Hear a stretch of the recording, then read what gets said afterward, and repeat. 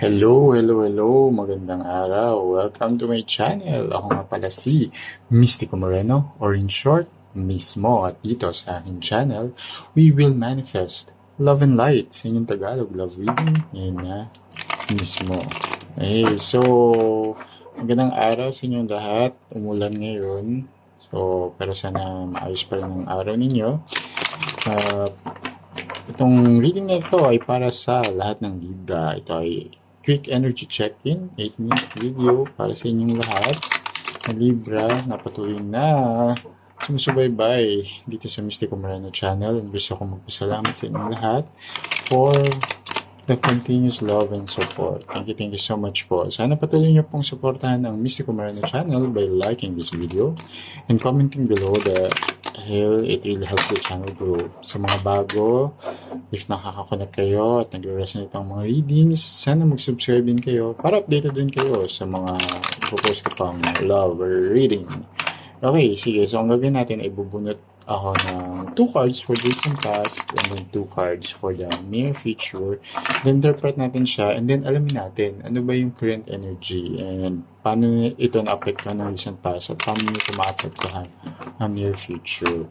So, ayan. And then, bubunot tayo ng isang oracle card later as advice from the universe. Okay, sige. Simulan na natin. Alamin natin itong energy from Libra. I'll get the 6 card. Arjun 3 naman ngayon. Okay, first card for the recent past is Knight of Swords. And then, Knight of Wands. Knight. And then, for the near future, 3 of Wands. And the Fool. Okay. So, I can see here na itong love, it's something new, something fresh, pero nagpo-progress na siya based din sa how you manifested it. So, you and your person are doing well with the relationship, with the Knight of Swords showing up here and the Knight of Wands. So I can see here na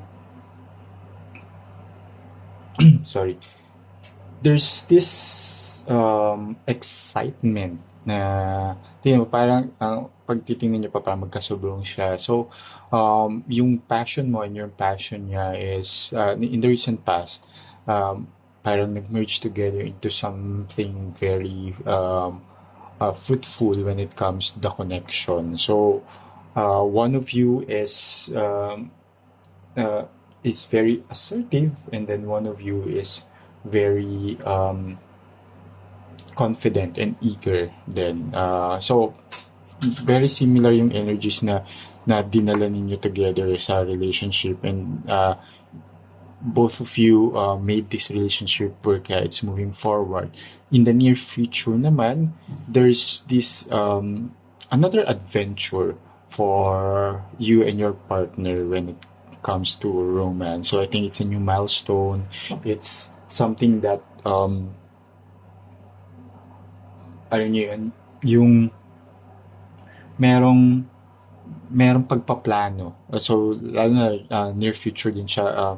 You're also planning the future, and then dun sa plano na yun is that there's a fresh start, or I can see a new milestone, a new beginning for both of you. So, it can be a new chapter sa relationship. It can be something na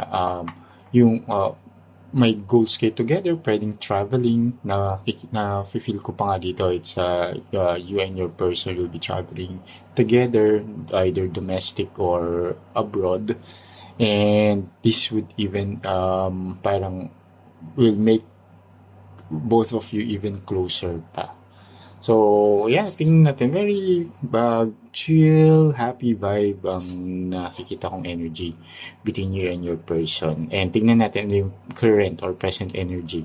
Why this 2 energies from the recent past and your future lumabas na ganito. Yuki, ayan. Two of Cups, there's so much love.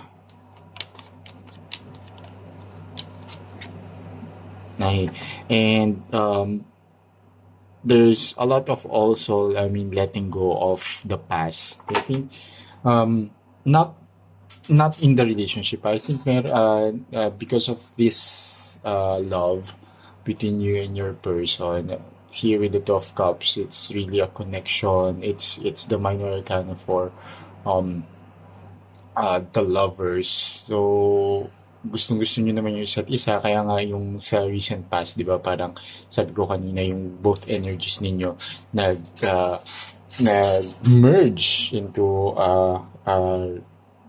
fruitful connection. And then here, I think you're really letting go of some past issues from mas nakikita ko pa nga dito yung mga heartaches nyo both from the past, and totally nilelet go nyo siya ngayon, and that's why there's this new phase in or cycle or chapter in the relationship in the near future. Okay?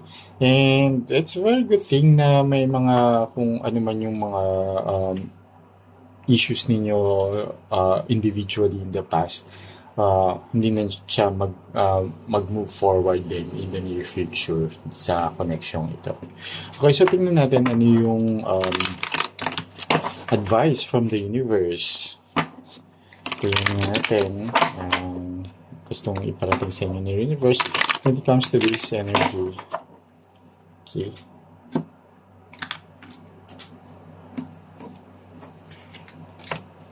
Yan. So,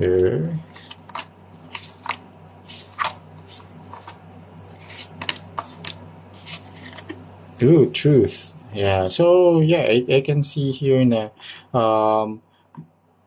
merong something na, alam mo yun, kaya siguro i-let go nyo rin yung past para makikita nyo na this, you have just to be true to yourself, both yourselves, and that would be really helpful in letting go of past wounds and embracing the current love that you're experiencing both from each other, diba? So, ayun. So, sana nakatulong itong reading na to. Abangan nyo na lang yung mga susunod ko pang love reading dito lang sa aking channel. Ako nga pala si Mystico Moreno, or in short, mismo. Kita-kits na lang muli. Ingat!